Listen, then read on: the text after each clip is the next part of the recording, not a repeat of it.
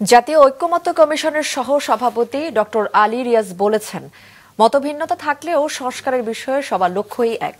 সকাল 10টার দিকে জাতীয় সংসদ ভবনের এলডি হলে সংস্কার ইস্যুতে বাংলাদেশের বিপ্লবী ওয়ার্কার্স পার্টির সঙ্গে বৈঠকের শুরুতে প্রারম্ভিক বক্তব্যে তিনি এই কথা বলেন।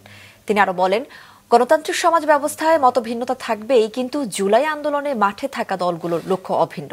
রাজনৈতিক দলগুলো আন্তরিকতার উপর নির্ভর করবে সবাইকে এক করার প্রক্রিয়া কতটুকু সফল হবে।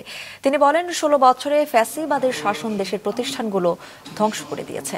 গণতান্ত্রিক সংগ্রামকে প্রাতিষ্ঠানিক রূপ দিতে চায় কমিশন। বিপ্লবী ওয়ার্কার্স পার্টির সাধারণ সম্পাদক সাইফুল হক বলেন, 16 বছর মানুষ নির্বাচনের জন্য অপেক্ষা করছে। মানুষের প্রত্যাশা পূরণে সংস্কার এবং নির্বাচন একসাথে করতে হবে।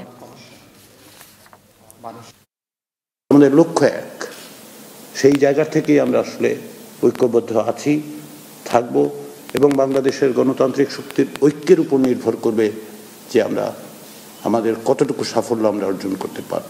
জাতীয় ঐক্যমত্য কমিশন তারা যদি প্রজ্ঞা দূরদর্শিতার পরিচয় দিতে পারেন, আমি বিশ্বাস করি এবার আগামী মে মাসের মধ্যে না হলেও আর্লি জুন আমরা দলগুলোর মধ্যে আলাপ আলোচনা করে বোঝাপড়া তৈরি করে আমরা ন্যূনতম জাতীয় ঐক্যের প্রশ্নে আমরা একমত হতে পারব।